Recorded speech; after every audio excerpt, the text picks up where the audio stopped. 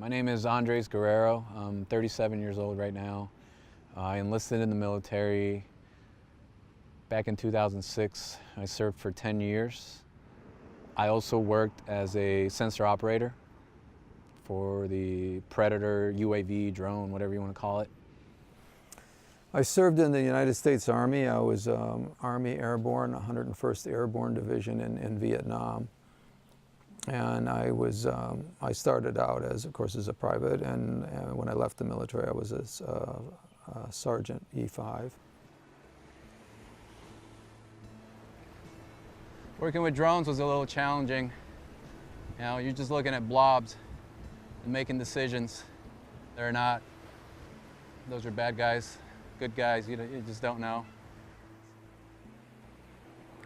You know, to some they said it's like operating a video game, but I stopped playing video games when I was about 12. I was stationed in Las Vegas, so that was my first duty station. I was there as a sensor operator, and from Las Vegas I deployed twice to Iraq, and then my final deployment, it was to Sicily. When I left Sicily, I got motivated to do photography. It keeps me honest and it keeps me relaxed, mainly. But I did sign up for a class for this upcoming term for the fall. It's a lighting class. For me personally, I like capturing moments out of the ordinary. And if I see something that I like, I'll just snap it.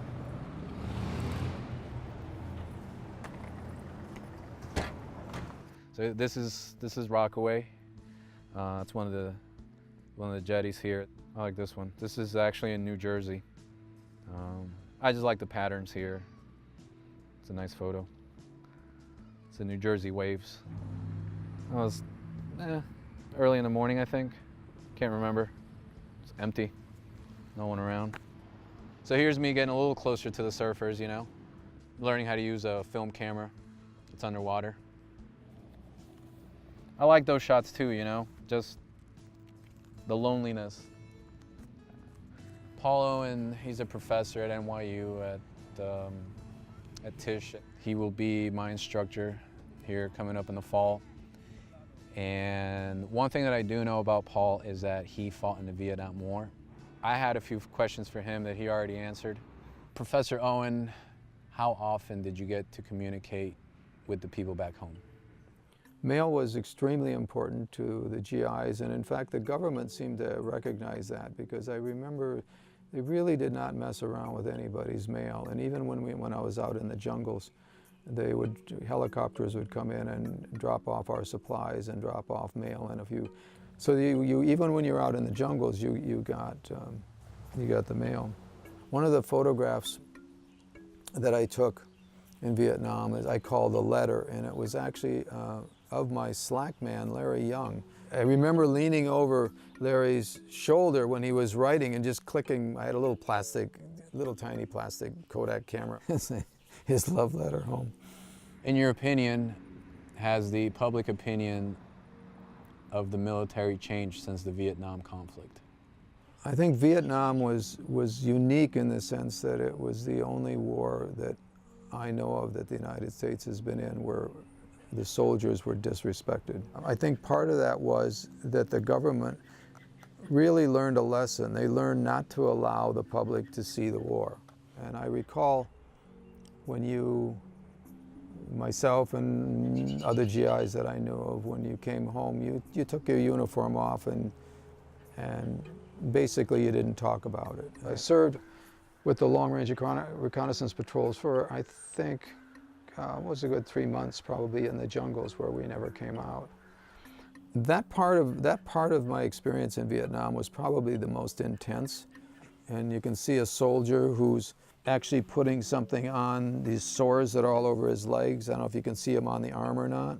I remember at one point when I was walking point, I was bandaged from my both elbows to wrists and both knees to my ankles. It was pretty intense. I remember the Vietnamese had a different BO, body odor, than we did also, because it's It's hard for me to describe it. It was just distinctly different.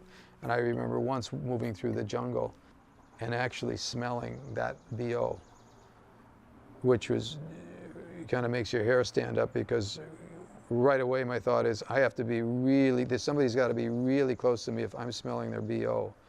One of the radio operators was killed with a firefight we ended up getting into. When somebody you know is killed, it's pretty devastating. Everyone is, I guess, in a state of shock, because I remember when it happened, everybody just kind of sat in the weeds, in the grass, and just slumped over, and nobody said anything. When I returned from Vietnam, I basically wanted to just forget about it and move on. I didn't talk about it much. And I remember, I know a lot of guys had a lot of trouble. I remember reading about an awful lot of the soldiers had emotional problems, partially because of the combat. I think a lot of it was also because of the politics of the day, where if you served, you were considered a baby killer, and it was a bad war that, you know, people demonstrated against. And in fact, the people stopped the war. There was so many demonstrations that it finally ended up ending the war. One of the main reasons I think that I was okay was that I had an agenda. I had wanted to go to school. The reason I went into the military was to get the GI Bill, so that when I came out, I started school right away. So I had I really had a direction and a goal. Does New York offer programs so they can submerge themselves back into civilian life? The answer from my perspective is yes, because the things that I've seeked out, I've gotten. So if I needed counseling, I've gotten counseling. If I was in a financial bind, they have been there. There are programs, there are places to look into. It's just you gotta go out and do it on your own, man, and that might be the hard part. I think it does exist, you know, that post-traumatic stress syndrome from working the drones. You know, yeah, you do have to kind of make some decisions that are definitely going to alter someone's life forever.